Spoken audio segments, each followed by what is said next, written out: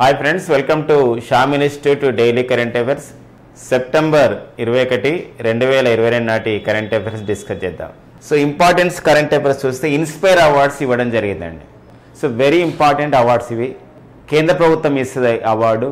ఈ inspire awards ఏంది అంటే ఈ ఒక స్టార్టప్స్ని అంటే చిన్నపిల్లలు అంటే పర్టికులర్గా అంటే స్టూడెంట్స్లో అంటే హై స్కూల్ స్టూడెంట్స్లో అంటే 6th class to 10th class స్టూడెంట్స్లో అంటే 6వ తరగతి నుండి 10వ తరగతి చదివే విద్యార్థులలో అంకుర పరిశ్రమల పైన, ఇన్నోవేషన్ పైన, ఆవిష్కరణల పైన వాళ్ళకి ఇంపార్టెన్స్ ఇవ్వాలి, వాళ్ళని ప్రమోషన్ చేయాలి. వాళ్ళ దగ్గర ఏమన్నా కొత్త కొత్త ఐడియాస్ వచ్చినప్పుడు ఐడియాస్ని ఎలా జనరేట్ చేసి దాని ఒక అంకుర పరిశ్రమగా మార్చాలి, ఒక ఆవిష్కరణ వైపు మార్చాలి అనే ప్రధానమైన ఉద్దేశంతోనే ఇన్స్పైర్ అవార్డ్స్ని సో కేంద్ర ప్రభుత్వం ప్రారంభించింది. ఈసారి ఇన్స్పైర్ అవార్డ్స్ని అయితే 60 స్టార్టప్స్కి ఇచ్చారు. 60 స్టార్టప్స్ విద్యార్థులు తయారు చేసిన 60 స్టార్టప్స్కి ఇచ్చారు.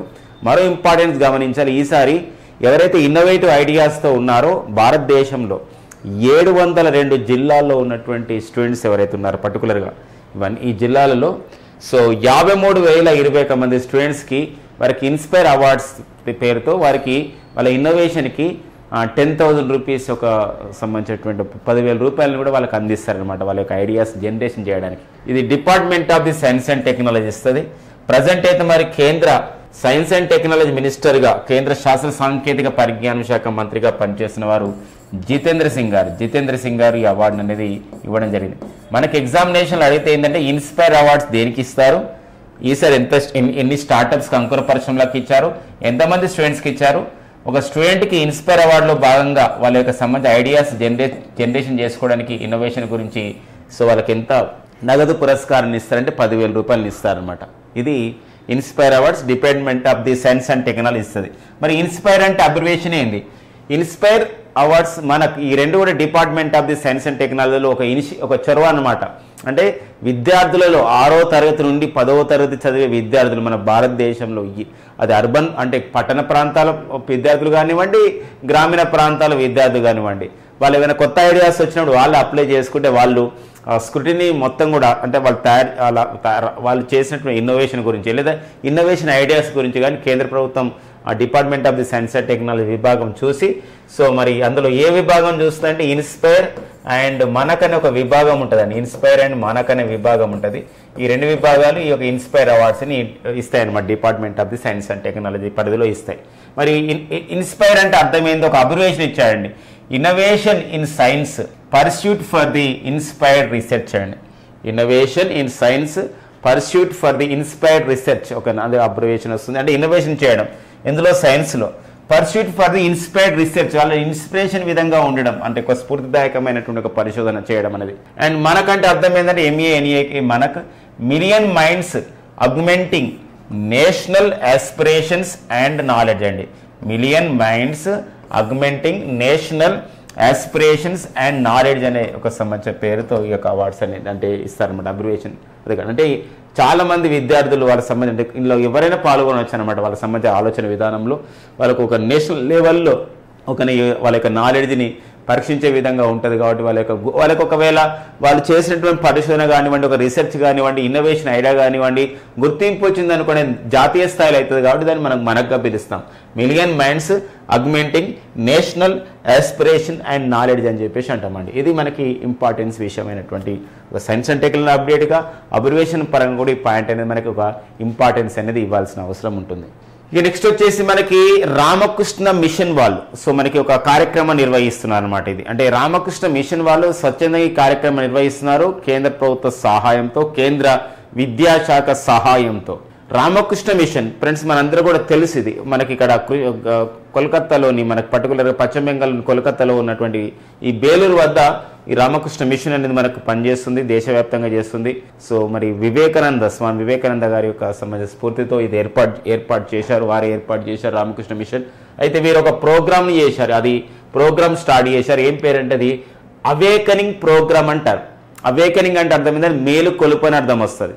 ఎవరు మేలు కొలుపాల్సిన అవసరం ఉంటుంది? విద్యార్థులలో పర్టికులర్గా మరి విద్యార్థుల్లో 1 నుండి 5వ తరగతి చదివే విద్యార్థులలో వాళ్ళ సంబంధించిన ప్రతిభా పాఠ వాళ్ళని ఒక ఇన్స్పిరేషన్ ఇవ్వడానికి వారి యొక్క చదువు అనేది వారి యొక్క ఎడ్యుకేషన్ అనేది ఒక మరింతగా సులువు కావడానికి ఒక ఫిలాసఫీ బేస్ చేసుకొని ఒక ఇన్స్పిరేషన్ బేస్ చేసుకొని ఒక తత్వశాస్త్రం ఆధారంగా వాళ్ళకి శిక్షణ ఇచ్చే ఉద్దేశంతో ఈ అవేకనింగ్ ప్రోగ్రామ్ని రామకృష్ణ మిషన్ వాళ్ళు రూపొందించారు.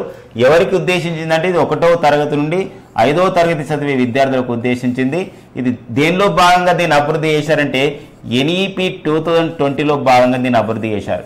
ఎన్ఈపి అంటే అర్థం ఏంటంటే నేషనల్ ఎడ్యుకేషన్ పాలసీ, అంటే జాతీయ విద్యా విధానం అని చెప్పేసి అంటాం. 2020లో రావడం జరిగింది.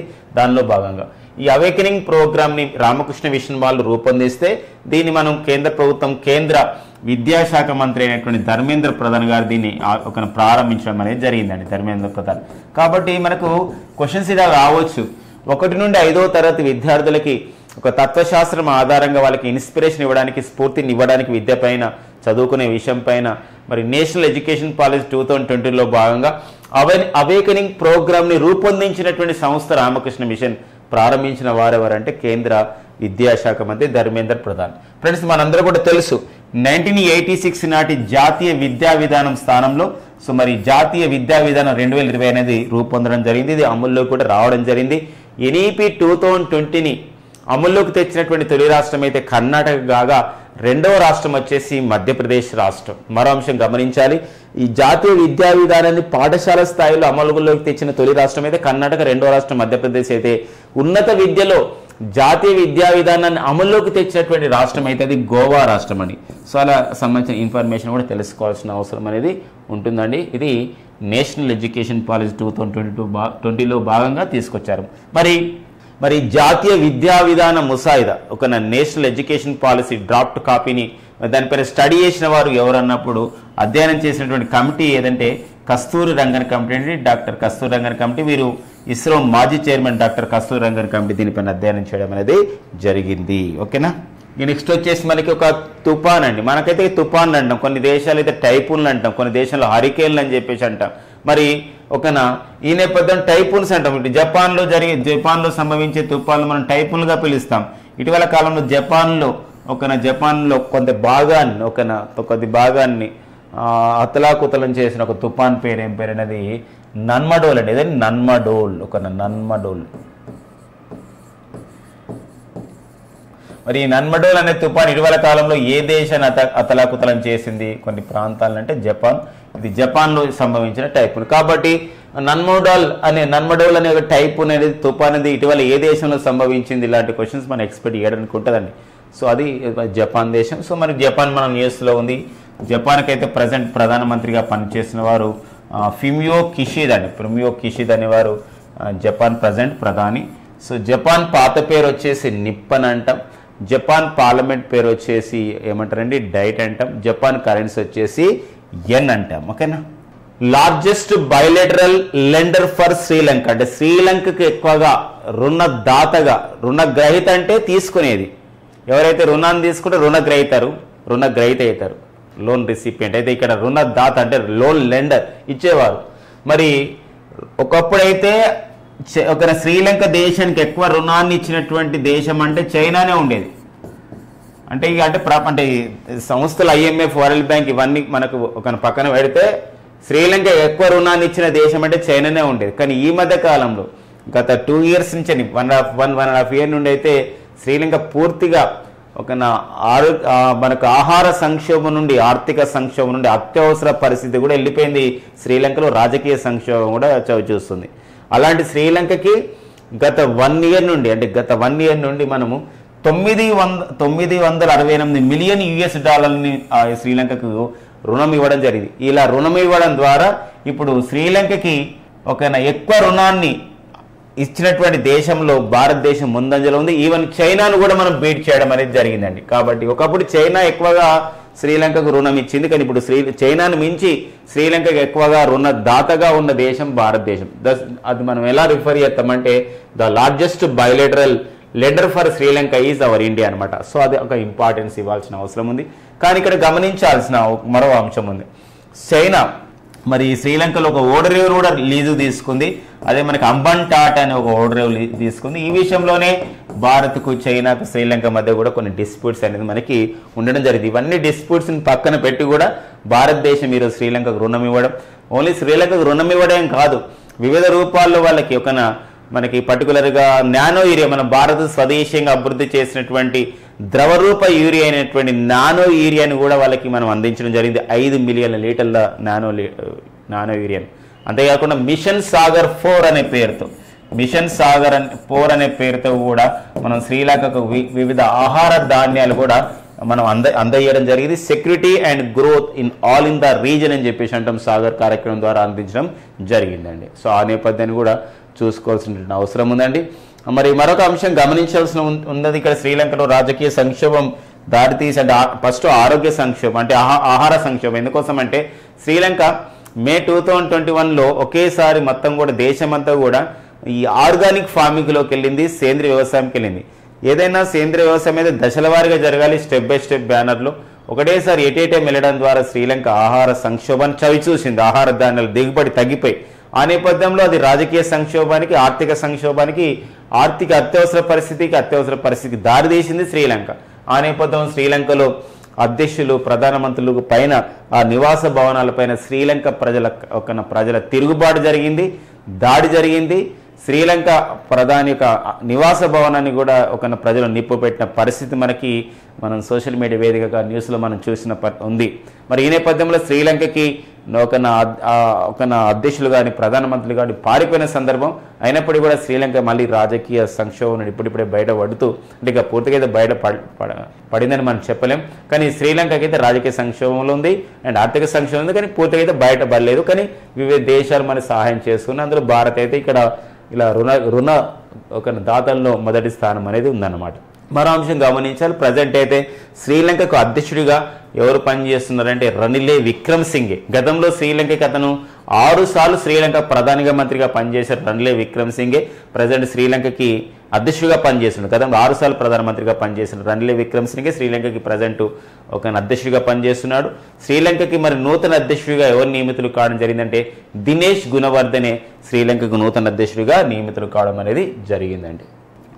నెక్స్ట్ వచ్చేసి మన ద గ్రీన్ ఫిన్స్ హబ్ అంటారు. అంటే ఫిన్స్ అంటే అర్థం ఏంటంటే ఫినాన్షియల్ హబ్, అంటే సస్టైనబుల్ మెరైన్ టూరిజం అంటే ఏంటంటే ఈ యొక్క మెరైన్ టూరిజం అంటే ఏంటంటే సముద్ర సంబంధించిన పర్యాటకం అంటాం. అంటే సముద్ర పర్యాటకం అంటే సముద్రం పైన ప్రయాణించడం కానివ్వండి, లేదా సముద్ర తీర ప్రాంతాల్లో ఉన్నటువంటి బీచ్లలో ఉన్నటువంటి ఆహ్లాదకరమైన కార్యక్రమాలను చూడడానికి రావడం కానివ్వండి, లేదా అందులో భాగం కానివ్వండి, ఇవన్నీ కూడా మనం ఏమంటామంటే మెరైన్ టూరిజంగా చెప్పొచ్చండి.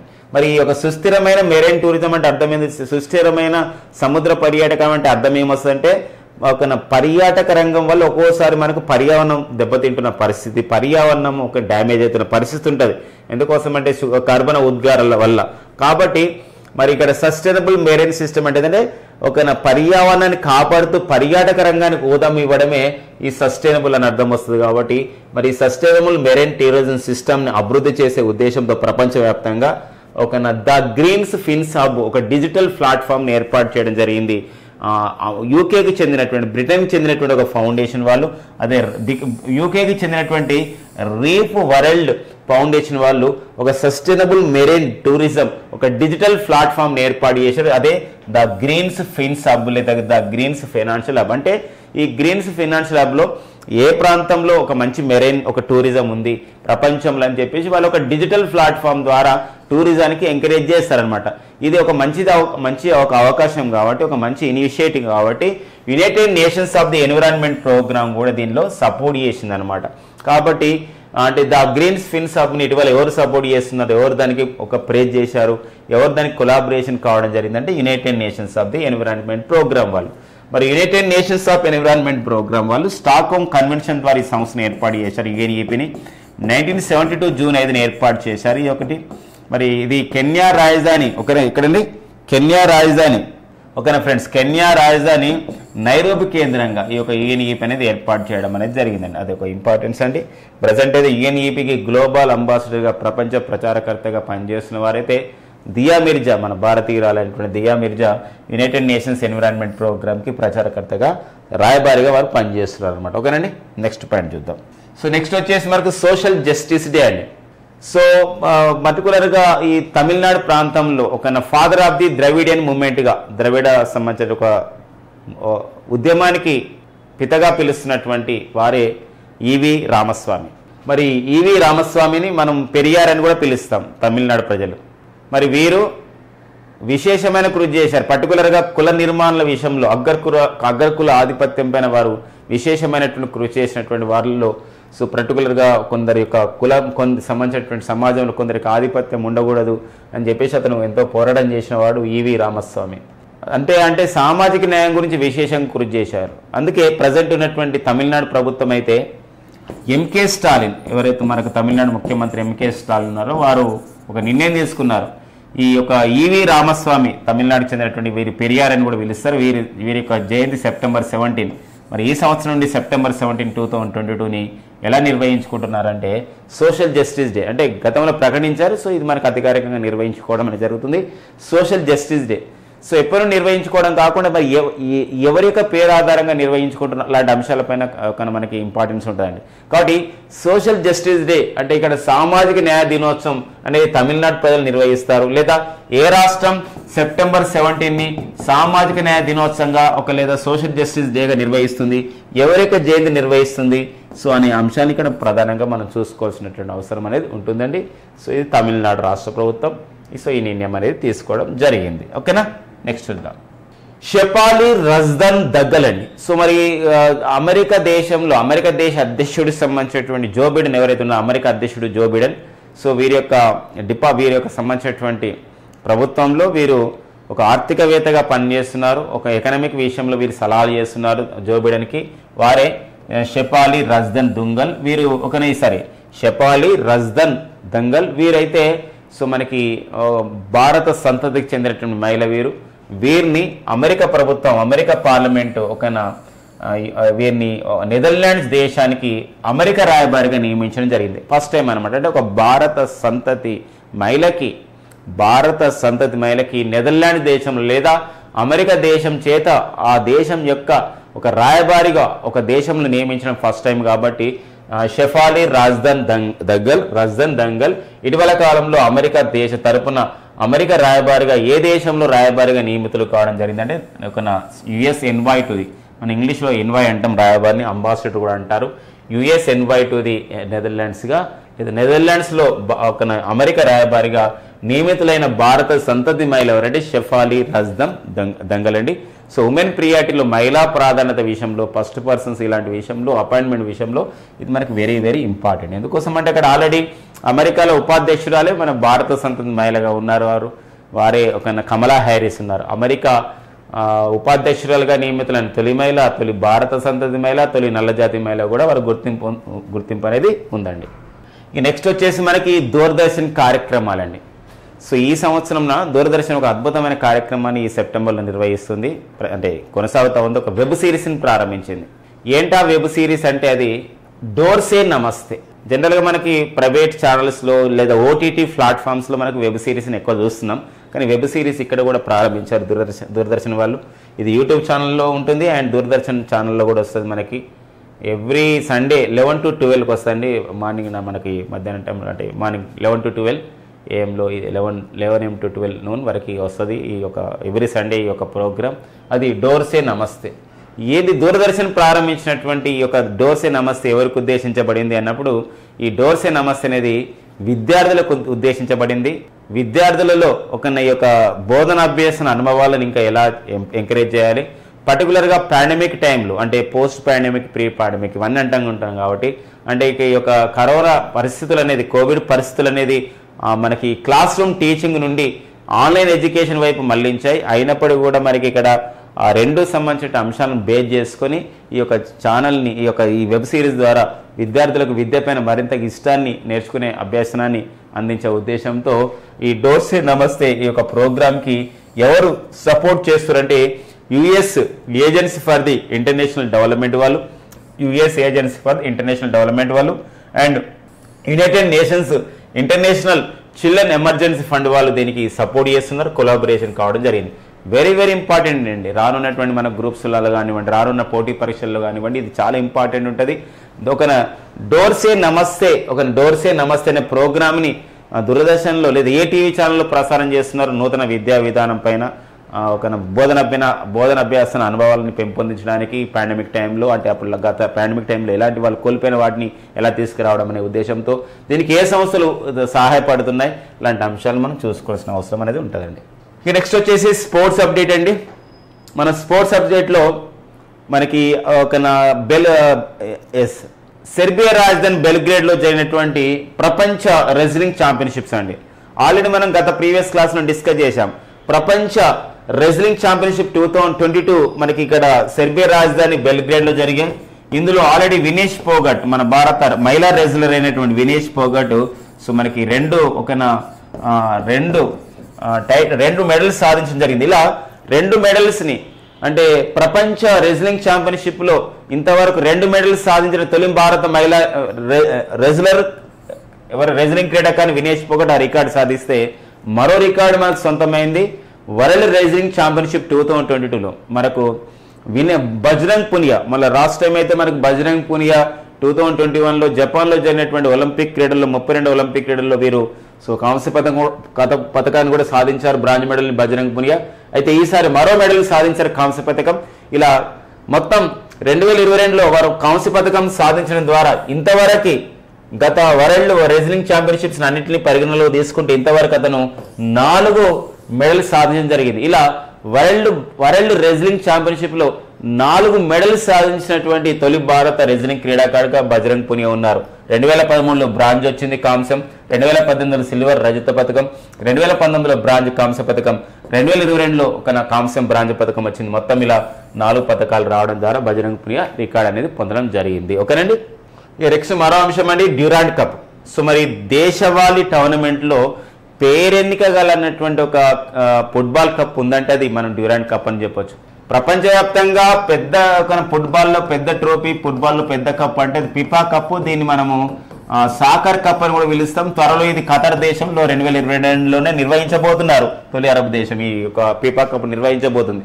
మరి ఆల్ ఇండియా ఫుట్బాల్ ఫెడరేషన్ చేత డ్యూరాండ్ కప్ 2022 నిర్వహించారు ఇటీవల. ఈసారి ప్రత్యేకత ఏంది డ్యూరాండ్ కప్ అంటే, ఇది మూడు రాష్ట్రాల్లో జరిగింది. పశ్చిమ బెంగాల్లో జరిగింది, పశ్చిమ బెంగాల్ రాజధాని కోల్కతాలో, అండ్ అస్సాం రాజధాని గౌహతిలో జరిగింది. అంటే అస్సాం యొక్క హైకోర్టు గౌహతిలో ఉంటుంది, అస్సాం యొక్క రాజధాని అయితే డిస్పూర్, కాబట్టి అస్సాంలో జరిగింది. అస్సాం రాజధాని డిస్పూర్ అండి, అస్సాం యొక్క హైకోర్టు అయితే గౌహతిలో ఉంటుంది, లేకపోతే గౌహతి కూడా అంటున్నాం ఇప్పుడు. ఇంకొకటి మణిపూర్ రాజధాని ఇంపాల్లో జరిగింది. ఇలా 3 రాష్ట్రాల్లో 3 వేదికలతో ఫస్ట్ టైం అని జరిగింది అనమాట డ్యూరాండ్ కప్. మరి డ్యూరాండ్ కప్ 2022 విజేతగా ఎవరు నిలవడం జరిగిందంటే, ఇది కోల్కతాలో జరిగింది ఫైనల్ మ్యాచ్. కోల్కతాలో ఫైనల్ మ్యాచ్ ఏ స్టేడియంలో జరిగిందంటే ఈ యొక్క football cup Durand cup Vivekananda యువ భారతి క్రీడారంగన్ మైదానంలో జరిగింది. Bengaluru football club and Mumbai city FC, అంటే ఇక్కడ సునీల్ ఛెత్రి నాయకత్వం వహిస్తున్న టీమే బెంగళూరు ఫుట్బాల్ క్లబ్. మరి సునీల్ ఛెత్రి నాయకత్వం వహిస్తున్నటువంటి బెంగళూరు ఫుట్బాల్ క్లబ్ ఈ యొక్క ఫుట్బాల్ క్లబ్ డ్యూరాండ్ కప్ని ఈసారి గెలిచింది. ఇలా బెంగళూరు ఫుట్బాల్ క్లబ్ ఎవరిపైన గెలిచిందంటే ముంబై సిటీ ఎఫ్సి, అంటే ఎఫ్సి అంటే ఫుట్బాల్ క్లబ్, ఎఫ్సి అంటే ఏంటంటే ఫుట్బాల్ క్లబ్. మరి ముంబై సిటీ ఫుట్బాల్ క్లబ్ ఒక రన్నరప్గా నిలిచింది. అండ్ ఒక విన్నర్గా నిలిచిన టీం వచ్చేసి బెంగళూరు ఫుట్బాల్ క్లబ్ అండి. మరి బెంగళూరు ఫుట్బాల్ క్లబ్ ఈ డ్యూరాండ్ కప్ను ఇప్పటివరకు గెలవడం ఎన్నోసారి అంటే 7వసారి గెలిచింది. సో మరి డ్యూరాండ్ కప్ అయితే విశేషాలు చూసినట్టయితే బ్రిటిష్ వారి కాలంలో విదేశాంగ కార్యదర్శిగా పనిచేసినటువంటి మోడినాడ్ డ్యూరాండ్ పేరు పైన ఈ యొక్క టోర్నమెంట్ జరుగుతూ ఉంది 1888 నుండి. ఇది 131వ డ్యూరాండ్ కప్ అండి. 131వ డ్యూరాండ్ కప్ మనకి ఇక్కడ జరిగింది అనమాట. ఇక్కడ నిర్వహించడం జరిగింది. ఇది ఒక ఇంపార్టెన్స్ అండి. ఓకేనా ఫ్రెండ్స్, ఇదండి మనకి సెప్టెంబర్ 21, 2022 నాటి ముఖ్యమైన ఎగ్జామ్ ఓరియంటెడ్ కరెంట్ అఫైర్స్ అండి. Thank you friends and all the best.